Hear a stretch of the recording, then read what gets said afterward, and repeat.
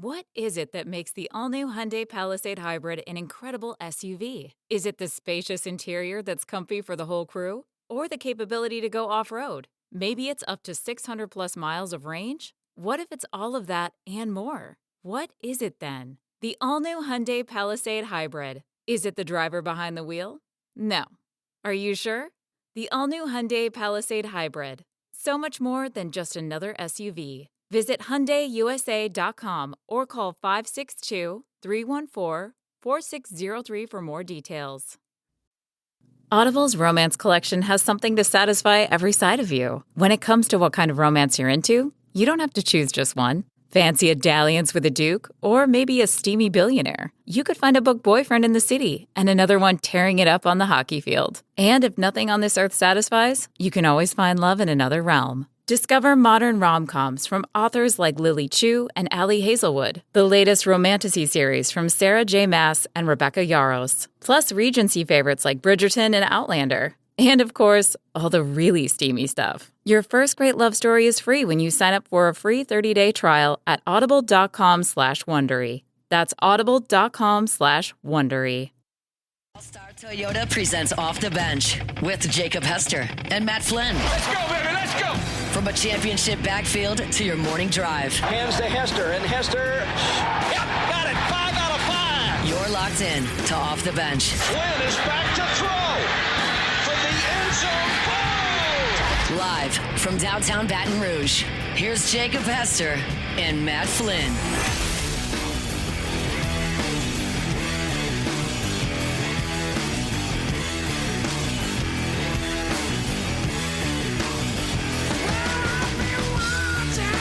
Yo! Yo!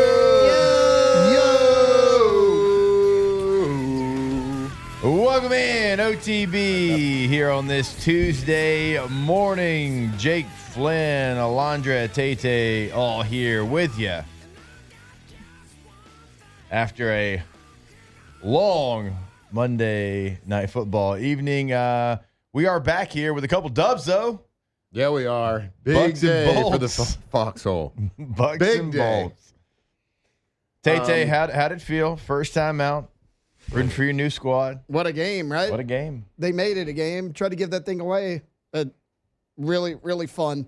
Really fun fourth quarter. So your first week as a fan of the Bucks, like, how was your fandom? Are you still getting used to it? Did you cheer for the wrong team a couple of times? Like, I did. You did? No, I'm just kidding. Wow. No, it's fine. I mean, again, It's fine. kind of Weird. It wasn't new, I guess I should say. Like, I've always kind of cheered for them in the background, the last couple of years. So it wasn't anything It was like it was your side piece?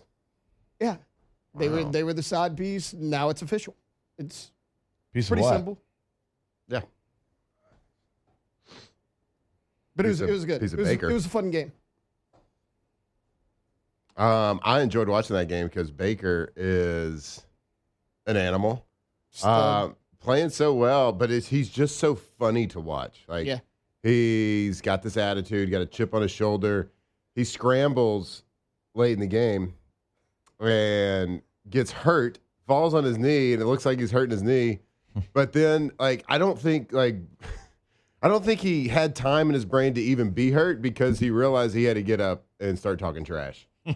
Right. He's like, wait a minute, I got to talk trash. And so he got up and Probably started talking. realized who it was, too. He's like Chauncey Gardner-Johnson. Yeah, no it was way. Chauncey Gardner. I was like standing over him. I could just true. like hear Chauncey just saying, like, calling him names, like, get up off the ground. It's funny. That happened You to him little a few baby. times, yeah. Because I think he originally hurt the knee on a sack in the first half. Yeah, and that one The same looked knee. like that was a little bit more like, yeah, okay, I can see your knee getting hurt there. Right.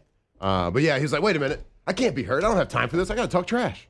And he got up and he did. He did just that. So they win 20-19 over the Texans. How'd Huck take it? Did you watch the game? Yeah, he did. He wasn't like thrilled, but he also, no, he was actually upset. I was trying to think about because he watched. I let him watch a little bit of the second game too. School night. Whoopsies. I let my oldest watch all of it. Oopsies. Whoopsies. So he was, he was pretty upset. He was cheering pretty hard. Well, I thought they were going to explode a year and a half ago. Yep. Actually, I went to the playoff game where they beat the hell out of the Chargers.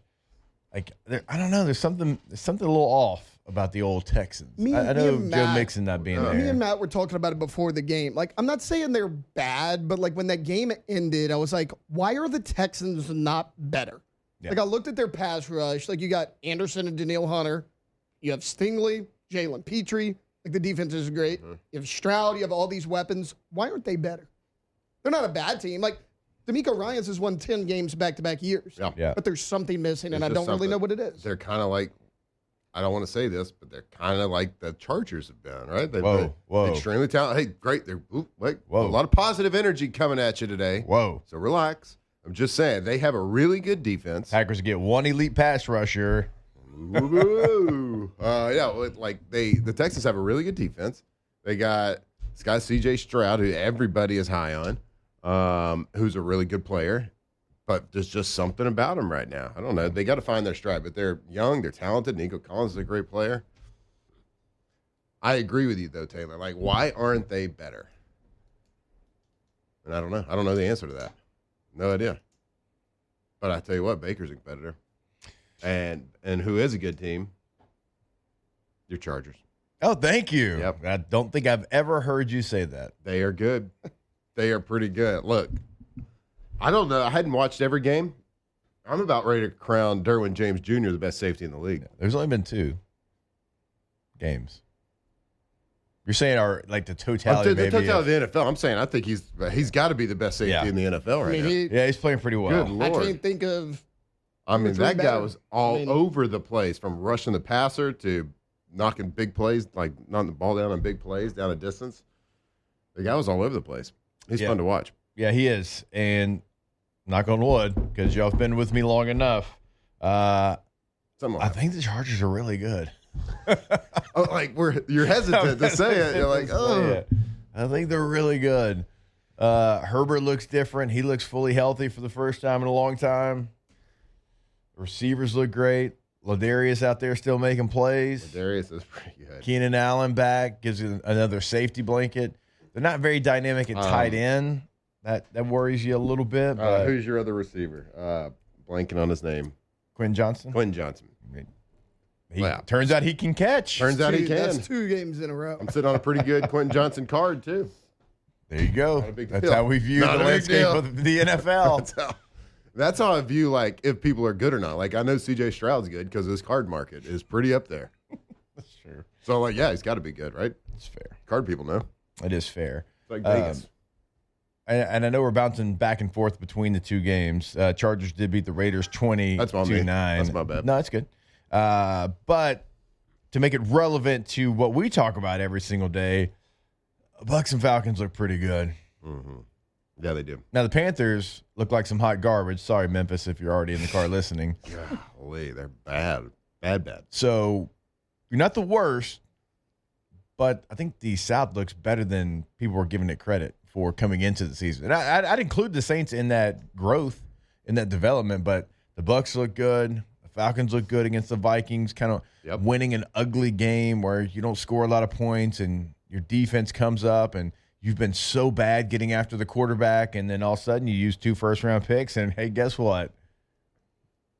You spend draft capital on edge rushers, you might be better at getting after the quarterback. Yeah, it turns out if you pay really good players, your team gets better. Yeah. Just funny how that works. I don't believe that. Well, you've never seen it. You don't understand it. The Cowboys pay people, just not Micah Parsons. Hey, they got Jadeveon Clowney, guys. It's fun. They paid a guard $90 million. They paid a tight end They did. No, to your point, though, to troll Micah. like the Panthers and the Saints, at least first 2 weeks, like they're not getting blown out. Like the win-loss record at the end of the year may not look great, but they're tough outs. You talking about the Panthers? Yeah. From Carolina? Yeah. I mean, what, they lost by, 4 or 5 on Sunday? Like, they're a tough out. And then when you look at the Bucs, like a lot of people, like, you know, my buddy of mine was texting me last night saying, hey, why'd the Bucs offense stall out after the first 2 drives? They were down 3 offensive linemen. After the second possession, Luke Gedeke went down, who probably shouldn't have played anyways. Like, that game's probably different if he doesn't go down. And then the Falcons, I mean, they're getting better and better. It's a pretty good division. I mean, you should be a tough out if you're an NFL football team, right? You should be. But I agree. The NFC South was like NFC South was not very well thought of, except for the Buccaneers. But Yeah, I think this remember, division, the ESPN roster ranking, it had like the Bucs at like 11, and then the Falcons were like 24. Yep. The Panthers were what, 29, 30, and the Saints were 32. Yep. It's much better than that. It is much better because the NFC South has two real teams. Yeah. Two real teams this year. The Falcons are going to be real. We've said it here. Michael Penix Jr. is going to be a problem in that division. He's going to be one of these guys that I believe is going to get better and better and better. And they're going to be able to build that team on a rookie quarterback contract for a couple years, which is a huge deal. Yeah. But, now you got the resurgence of our guy Kyle Pitts. Although you are paying Kirk Cousins so actually kind of might cancel each other out. Yeah. I'm not going to psycho out enough to know what those, like, Kirk Cousins' dead cap space is or whatever it is. Well, it's still alive because he's on the team. He's still on the team, I guess. You got a uniform and everything. How would you feel about that if he was still on the team? How would you feel if you're Kirk Cousins going back to a place where you were kind of a star and you're a backup? Yeah. Like you did going to Minnesota. Yeah. After, like, this week. Publicly kind of tarnishing that organization on the Netflix documentary. Yeah. I don't know. Kind of weird. I bet there was a player-only meeting about it. Oh, did you hear it? Well, we forgot to talk about it. I think last week the Dolphins had a player-only meeting after week one. After week one? After week one, player-only meeting. Good for them. He's got to take control. You got to take control of the narrative. I wonder how much of the message changed from the last day of the preseason to the first day of the second week Monday of the season. How different is that message? Hey, guys, well, we suck. So let's get the coaches out of here. Yeah. Who do you think talks in that meeting? For the Dolphins? For the Dolphins. Ooh. Tyreek Hill, for better or worse. Probably. I mean, Jalen Waddle's quiet. Tua's quiet. Tua probably talks, but it's probably boring. Right. Like Tyreek might be the guy. Huh? It probably doesn't make sense. Because of all the brain bruises? Yeah. Got it. Yeah, I get it. You're probably right. Probably not.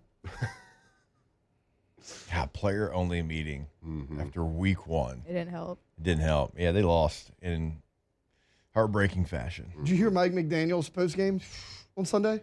I saw a clip. I don't remember what he basically said, like, well, I mean, in football, you either win the game or lose the game, and we lost the game. Facts. I mean, That's a true fact. I was like, I mean, that I can't He's not really wrong. fact check you. I thought you would have a better answer. That's where you made a mistake, thinking he would have a better answer. Yeah. Good point. That little shtick I do is, like him. Like, I don't at all. why? I don't know. He always had this little shtick of like, I'm too cool to care type of thing, but he was also nerdy at the same time. Never You'd rather work. be a little bit more like Bear Bryant. Right. Smart. Bear Bryant. I don't know how long old Mike's going to be coaching if they keep losing games like that. Yeah, no, he'll be the OC for the Lions next year for sure. It makes sense. Mm-hmm. Makes a lot of sense, actually. Since we're jumping around like to every NFL team in this first segment, of the 32, we've hit 26 of them. I might as well bring up the Panthers again and talk about. Taylor brought this to my attention yesterday. Thank you for that fact check. One of my big bold predictions for the season was Panthers receiver Xavier Legette was going to get 1,000+ receiving yards this year. Yeah, did we have an update on that? Yeah, we got a little update. He's going to pop off this year because Bryce Young he finished the season strong last year. Their offense looked dynamic. They get rid of Thielen, who was because they have all this young talent. They got a first-round receiver that's going to take some of the pressure off Xavier Legette. He's going to really pop this year. And, we got a lot of time left. There's a lot of season left. 16 games. But the first week, not great. What do we have? 10 yards receiving first? Yeah. Taylor, how many receiving yards did he have week 2? He had -2. Okay. So now he has a 992. So I went into the week 2. He needed 990 for me to put that turnover chain on. This week, we're going into week 3. We need 992. Got it. Hey. How you feeling? Not bad. Not bad. It's a long season. 17 games. That means there's 15 games left. Yeah, yeah. I mean, plenty of people have gotten 1,000 yards in 15 games. Yep. Plenty of people. I will say he set a record. Like, Jerry Rice probably. Yeah, probably like Tim Brown. Yep. He Randy set a Moss. record? Yeah, he set a record. Most targets in a game with negative receiving yards. 8. 8 targets was good for negative 2 yards. That is remarkable. That's remarkable. Pretty good. That really brought down Bryce's yards per attempt. Yeah. Wonder what that is for the season. You know what? Can't be good. All Saints fans everywhere should feel thankful for the Carolina Panthers. They're not the worst. They're not. Well, we'll see. I don't think they are. We're going to find out. What was the score against Arizona for the Saints? 2013? Yeah. So they lost by 7. Yep. The Panthers lost to the Cardinals by 5. All right, we're not doing that this morning. We are not starting it off like that. We'll take a break. Unfortunately, we do have like an injury to LSU's quarterback that we didn't really know about, that I got to ask you about, because I don't know what it's like throwing the football with an injury, and you probably do. So we're going to ask you about that. When we come back, we're going to get the show started. OTB, stay locked in. Off the bench. All right, go to centralplumbing.org, centralplumbing.org, 225-925-8552. Not only in Central, of course, in the greater Baton Rouge area, we are talking to you not only in emergencies. Now, if you have an emergency, 24/7, 365 weekend, game day, holiday, they can help you out. But if you're looking to upgrade at your home, at your business, they can certainly come in and take care of any of your needs. That's big, small, everywhere in between, even if it's just a vanity, or if it's, hey, I own a business and I need 4 restrooms completely upgraded. Whatever it is, they got you covered. Go to the website today, centralplumbing.org. That's right. The Payne family, they've been doing it a long time over there in Central Plumbing right there. They service all of the greater Baton Rouge area. So if you have a problem, if you're having work done, if you're having a little project, building a house, renovating, whatever it is, and 24/7 emergency service. So no matter the time, no matter the day, no matter what's happening, if you have a problem, they will come solve it. Centralplumbing.org.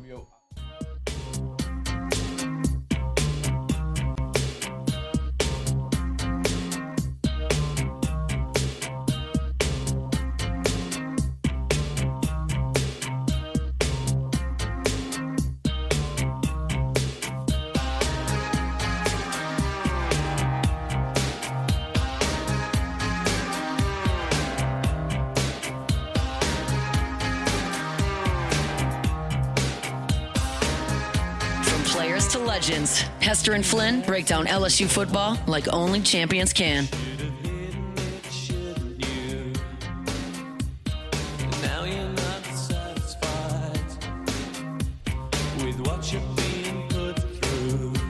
All right, welcome back in. OTB here on this Tuesday morning.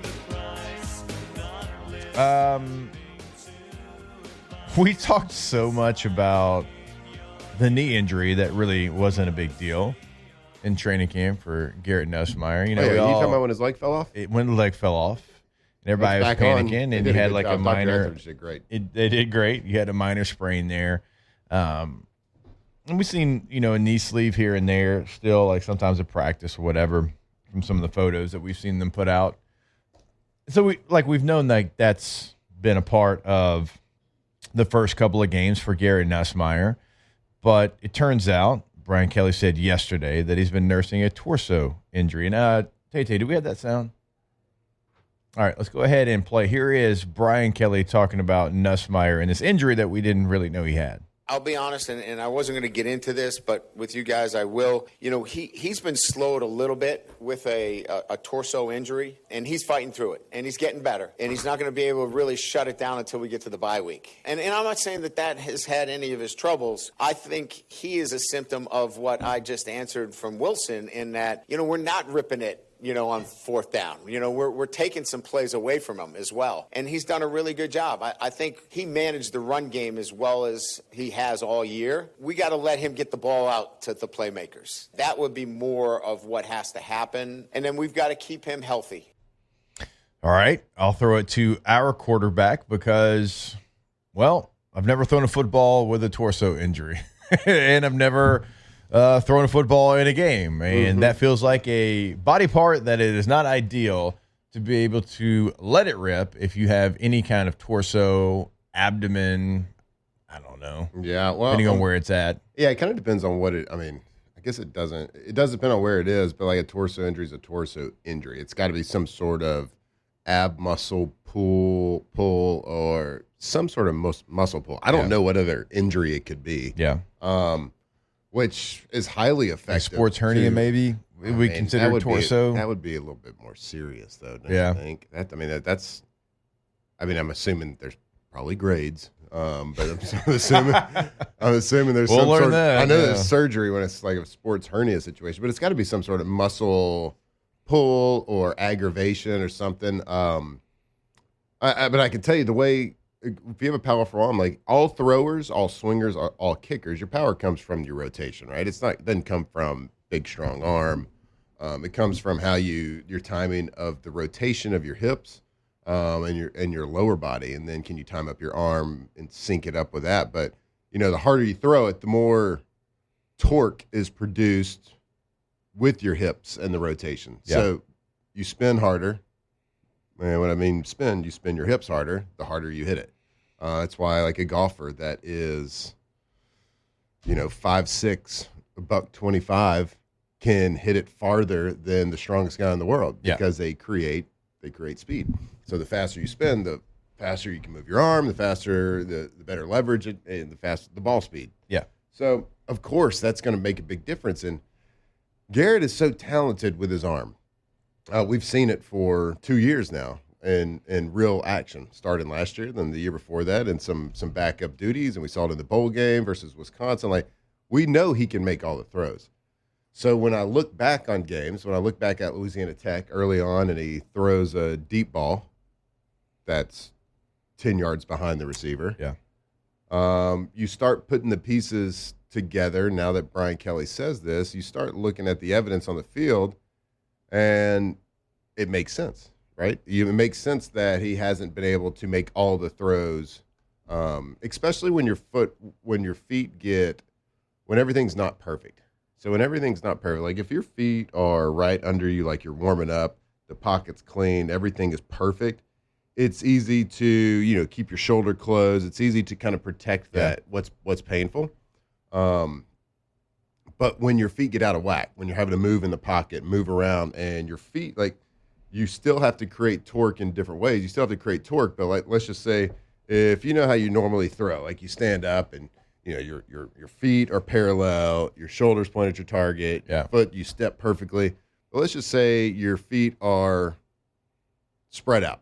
Yeah. And they're not, they're both of your feet are pointing at the target. So then you got to really close your left shoulder down. Now you got to create a lot of torque. And so when that happens, I can see how a torso injury would be very effective. And I think we saw that in that deep ball. And we've seen that. He hadn't, he's looking good at times, but he's making some throws. They're a little bit uncharacteristic to what we've seen. And like if he was a brand new starter, you wouldn't be able to have those tells, but we've seen him make every single throw consistently on the football field. So, he's not wincing though. He's not like, it can't be so bad that ibuprofen's not helping it. But I think it's when you think ibuprofen's the strongest thing.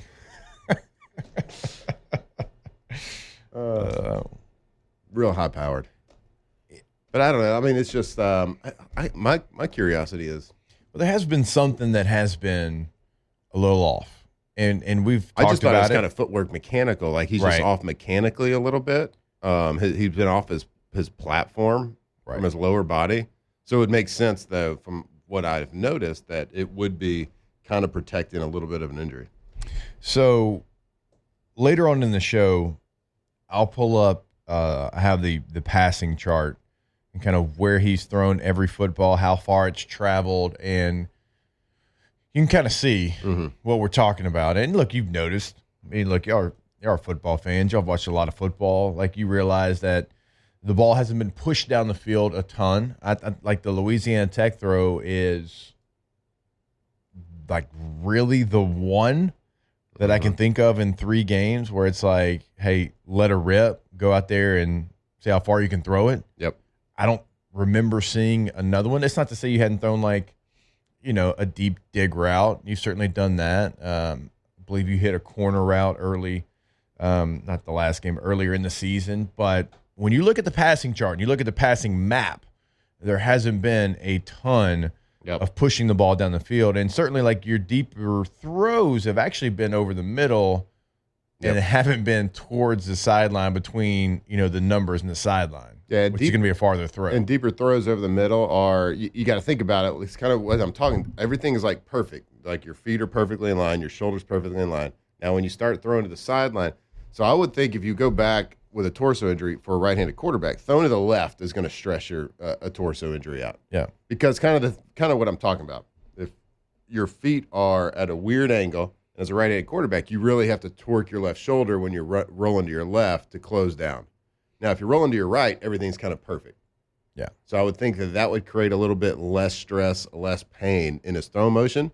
But running to his left, I would imagine he's got a little less zip, a little less juice, a little less accuracy to that.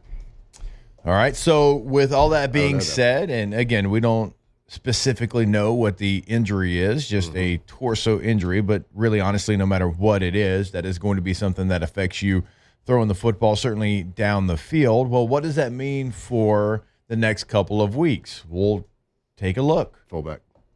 Whoa. Don't tempt me with a good time here, bud. Let's get in the eye. Let's do it. Don't tempt me with a good time. I mean, hey, it's how you closed out last game. But let's take a look at the next couple of weeks, okay? Because Brian Kelly, you heard him there say we can't really shut it down until the bye week. Well, you have an opportunity this week with an FCS opponent coming to town. What does the game plan for Garrett Nussmeier look like? We'll break it all down when we come back here on OTB.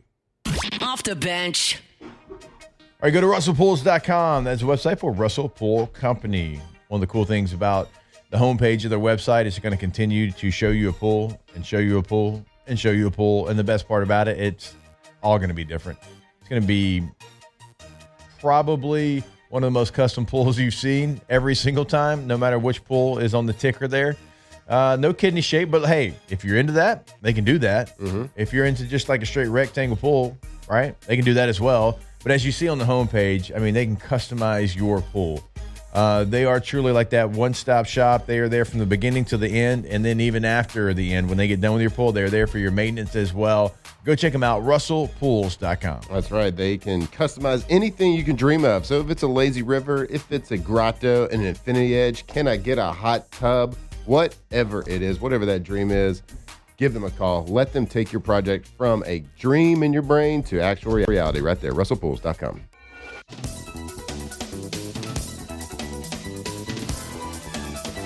Tigers turn talkers. This is Off the Bench.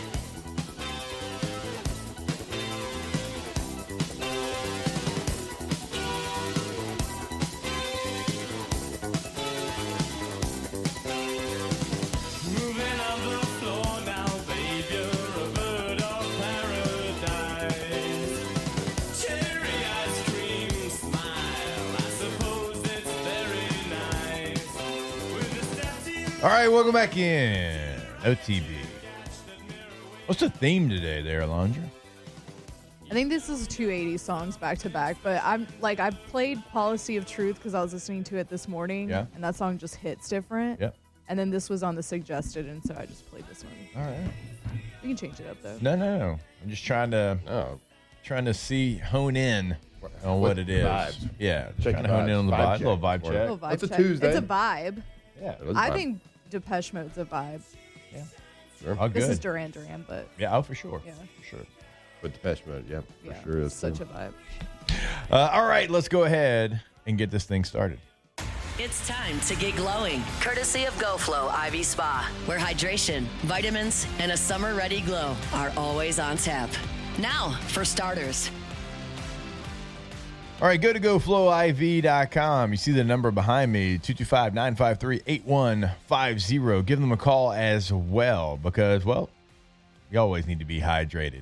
And it was hot this weekend on Saturday, walking around campus. So go ahead, be proactive, be hydrated, not just for the weekend, but for the entire week. And then look at maybe you stayed up late watching your favorite NFL team and you got to wake up and do a morning show the next day.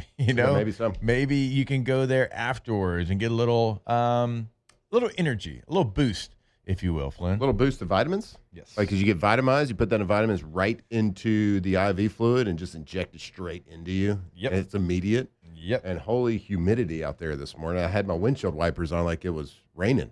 It was so humid. It kept fogging up.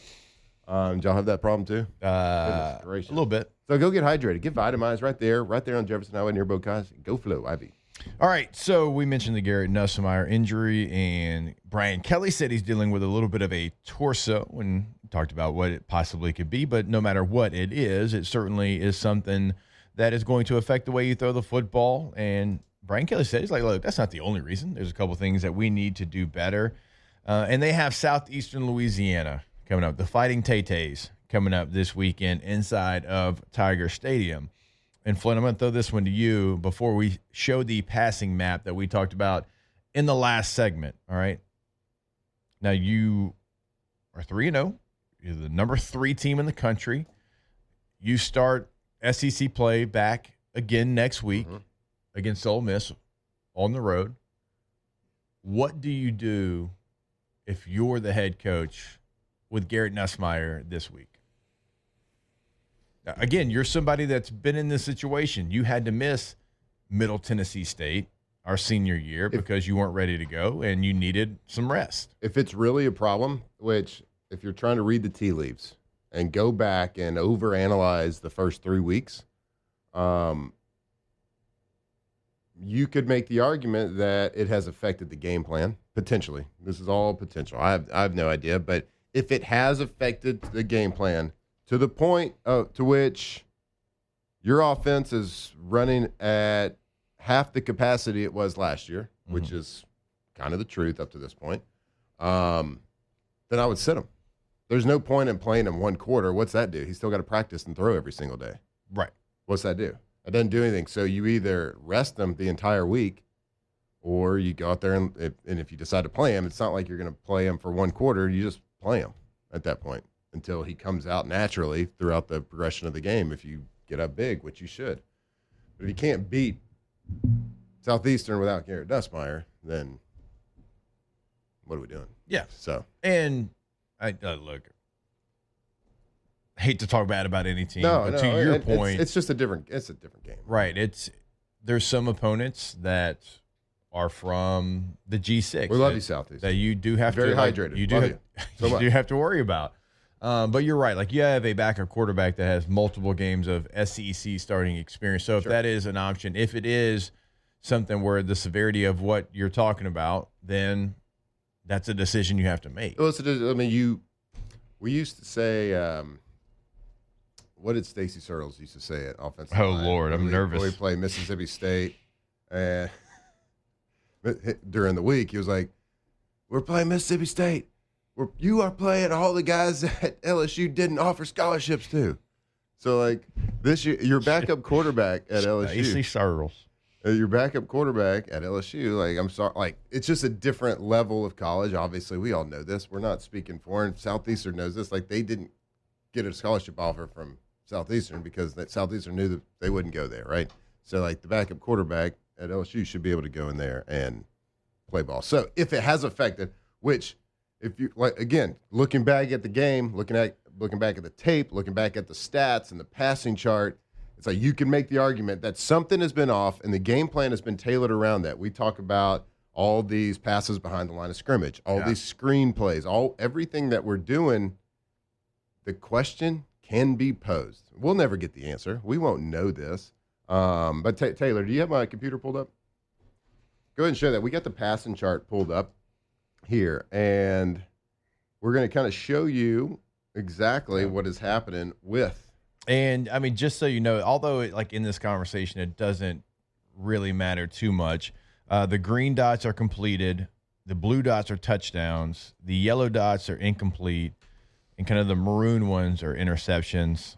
and the purple is pick sixes. Yeah, so you don't have any of those. You're going to see here. It looks like there's just spots and freckles everywhere on this screen. But if you start looking closely at everything, the one that is crazy to me is the behind the line of scrimmage. So the behind the line of scrimmage, there's 24. So 116 pass attempts total. All right, so 24 of them are behind the line of scrimmage. 29 passes are within 5 yards of the line of scrimmage. So that's a total of nearly 46% of your passes are 5 or less. So nearly about 20% of your passes, a little bit more than 20% of your passes are going behind the line of scrimmage. Which, can you make that argument of, in this offense with dynamic receivers, with a quarterback who has aired the ball out day in, week out last year, thrown for 1 billion yards in his first ever start in a bowl game versus Wisconsin, can we sit there and say that they're not game planning around some sort of injury where he can't create the torque that he really wants? Like, he can. Yeah. But if you're throwing through pain, especially down the field, throwing it hard, you're going to be less accurate. Yeah. It's just impossible. You're going to make some accurate throws. It's kind of like a quarterback with bad mechanics can make good throws, but he's not going to do it at a consistent level that you need to do to be at, to play at a high level for a consistent amount of time. So, yeah, you can show clips. Well, look at this throw by Garrett. Well, that's great. Well, yeah, it doesn't mean like every throw is going to be like that. If he's wincing through it, if he has pain creating that torque and throwing it down the field, he might make 1, 2, 3 good throws. Yeah. But he's going to make a throw that is not good. He might make 2 throws that are not good, 3 throws that are not good. Like, it's not going to be as consistent as you want. So, I think based on that passing chart, like, it doesn't look too dissimilar. There's always going to be more passes short. Yeah, right. But this is a little bit. His 6 longest throws so far are 26, 28, actually 26-3 at 28 yards, a 32-yarder, and then a 34-yarder airtime. 34 yards is the longest so far down the field. And that 34-yarder, so 34 is not that far. Right, and that was the one that was intercepted. And that was the one that was intercepted, and he threw it about 10 yards behind the guy. Yeah. So his furthest air throw this season was 34 yards, and it was about 10 yards behind the guy. So, like, there's an argument there to be made that this has affected the game plan. Well, I think there is one throw that's about 45 yards. Right at the top, tip top. I don't even remember that. To your point, that's not even one that I sat there and remember. I don't even recall. Yep. Beside the interception, there's only one other throw that's past 30 yards in the air. Yeah. Mm-hmm. But to our point, Pepper in the middle of the field. In that intermediate range, that 10 to 20-yard range. I see Aaron Anderson dots all over this place. And I'm looking, so I went back and I looked at last year's, like, complete totality of the chart, and the middle of the football field kind of looks like a Christmas tree at 40-plus yards, where you don't see a single dot on there this year. Mm-hmm. And you can't credit the defenses for all of that. Right. Like we talked about it with, like, when teams play over the top, they play a big shell coverage. You take what you can get. We watched it. That's not what this is. Like, there's a lot of it. Of course, you're going to hit a lot of checkdowns. A lot of great quarterbacks, a lot of Hall of Fame quarterbacks made their career on hitting the check down. Yeah. And checking it down, getting guys in space. So that's going to be there. That should be a part of every good quarterback. Yeah, this isn't even necessarily, like, we're not sitting here talking about, like, you have to. No. Like, every single, but it's just showing you they have not. Right. And you pair that with hearing that maybe there's a torso injury. It's like, okay, well, do they have the ability to do so? Now, look, coverage is going to dictate a lot of that too. Like last week, Florida's like, hey, we're going to play 2 high safeties, and we're not going to allow you to throw it over the top. 1 out of 5 And we don't think you can run it either, so we're going to keep 2 high safeties. 20.68%. So just over 1 out of every time, 5 times, Garrett moves his right arm and that ball comes out of his hand. It's going behind the line of scrimmage. Yeah. So certainly something to pay attention to. We'll see what happens this week. We'll see. We might have just overanalyzed something that's nothing. We might have. No idea. But it's not an injury that we knew before, and you're wondering, okay, this does look a little bit different. the chart before I even pulled it up, I kind of had an idea of what it was going to be, but even those numbers that you gave are a little bit higher than I even thought. Mm-hmm. I mean, that's a high percentage of the time. Then when you go back and you look at what last year's chart was as far as deep shots over the middle of the field, now look, you're 3 games in, that could change, but you had multiple big plays, big shots in the middle of the football field, 40-plus yards in the air, and you have yet to have one of those this year. Looking at that chart, it was kind of shocking to me how few of dots were past 30 air yards. Crazy. All right, we will step away, continue breaking down LSU. Of course, we'll get into some Saints talk as well. We got our guy Nick Underhill joining us a little bit later on. He's going to have to say something nice about Spencer Rattler. All of that tough for him when we come back here on OTV. Off the bench. Go to PelicanRoof.com. That's a website for our guys over at Pelican Roofing. A couple of great things there on the homepage of the website. First off, you can see the 5-star reviews from Yelp and Facebook and Google. The internet hates everything and loves Pelican Roofing. You can also get an instant quote right there on the website, top right corner. Click on that, type in your address, your home, your business, and it gives you a great idea of what that roof would cost you. Also, they've got financing options right there on the homepage of the website because, look, it's a big expense, and they are here to help you. Go to the website today, pelicanroof.com. That's right. When it comes to getting a new roof, I don't know if I can. I don't know if you can, but I know that Pelican. So they are the most trusted roofing company in Louisiana. Offices in Lafayette, offices in Baton Rouge. And when you sign up to do a project with them, they're going to dedicate a project manager just specifically to your job. So you don't have to worry about anything else except for making sure your roof is done the best, making sure it's done the right way. So give them a call. Go see them, pelicanroof.com.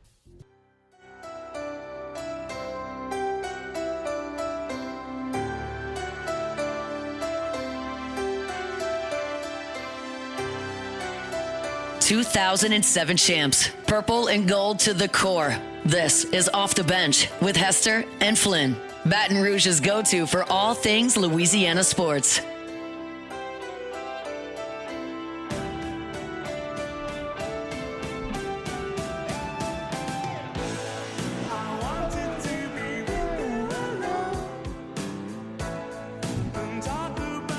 All right, welcome back into OTV. I want to remind you about our friends over at K2Z, K2ZBlinds.com. K2Z Interiors and Outdoor Living since 2004. Go to the website today. Find that contact information, top right corner in Baton Rouge, in Lafayette, on the North Shore. They are there for you. And also, look, if you're in Alexandria listening to us, they certainly have gone into the 318 and helped out a lot of people. Certainly people I know. Mm-hmm. They've helped out my dad all the way up in Shreveport. So just give them a call. Tell them what you're looking for. Chances are they're going to be able to help you out throughout the state of Louisiana. KTOZBlinds.com. All right, so one of the things surrounding the passing game that I feel like is just like an easy take is the offensive line, which is just not factual in the passing game. In the run game, and I don't know if this was on air or off air yesterday, Flynn, you were talking about it, and you're right. Like, it's robotic. Yep. This is my guy. This is my assignment. Yeah, too worried about their technique. Oh, coach told me I gotta put presence on him for two count. Yeah. Even when you don't have to have hand presence. Yeah, even when the leverage of the defensive tackle doesn't tell you. Yes. So that part of it, we could sit there, we could watch tape, and I would agree with you probably. It's not even a talent thing. I think it's just like trying to be perfect too much. And sometimes in the run game, not even sometimes, most of the time, that can get you in trouble. But to just throw a blanket on offensive line, here's your starting grades for your offensive line in pass protection. And also, like, your eyes should have told you, like, there was a real clean pocket. You gave up no sacks to Florida. They had 7 against you a year ago. You gave up 0. Your starting center, Braylon Moore, 87.9. This is on the season, by the way. This isn't just one game. Paul Mubinga, your left guard, 83.3. Josh Thompson, your right guard, 81.2. Tyree Adams, your left tackle, 78.9. Now, Weston Davis, your right tackle, and that's probably where you've seen the most leakage from, 62. So we can have that conversation. But when you've got on Pro Football Focus, which we love here, we talk about the grades often, when you have all other starting linemen at least at 78.9 or higher, it's the take doesn't take. It's not a take. You watch tape and there's clean pockets. Like they have faced off against Clemson that's got 2 first-round defensive linemen and given up 1 sack. And then they play a Florida team that sacked you 7 times a year ago and you give up no sacks. The pass protection doesn't go into the equation of why you haven't been as successful throwing the football. It just doesn't. You can use it as a narrative, but it's just not factual. Now, in the run game, again, you're right. Like and again, it's not a talent thing right now. It's not like they're just getting run through. They're just trying to be so perfect and place him in here. It's like, well, actually, your guy had him already, and you're wasting time getting to the second level. We can have that conversation. But as far as the passing portion of this, I'm not going to sit here and say that the pockets haven't been good because they have been. Yeah, and when you have that many passes, like we just kind of broke down on that passing chart, that are either behind the line of scrimmage or within 5 yards, those are quick hitting things. And that is, like, if you're going to protect an offensive line, yeah, you do it with an element of quick passes. You do it with an element of screens. But at some point in games, you have to push the ball. You have to push it. Yeah. Or you're just going to get teed off on screen passes. You're going to get teed off on. You're going to press coverage. You're going to have safeties jumping down. And there's other ways to help. You help it with chips. You help with nudges. You help with thumps. You help with different ways that tight ends and running backs can help the tackles. Block a defensive end. And just like you said, at right tackle, we've probably seen more chips, more thumps from on that side of the ball, just helping the right tackle out a little bit more. But a bad offensive line is not what we have. Like, we don't have a bad pass protecting off. Like, it's not last year's offensive line by any means to this point in the season, but and they're getting better at working with each other. But you still, like, you push the ball down the field still. Like, there's ways to protect it and push it. Like we saw Jaden's first year. It was kind of the opposite, the wrong way of doing it, when you're just protecting with 7, 8 guys and trying to throw it deep. But the threat of throwing it short, throwing screens, protects your offensive line as well. So I don't know. It's not, throwing it short is not a product of an offensive line right now. We just hadn't seen bad protection. All right. More coming back your way. Hour number 2, OTB. Off the bench.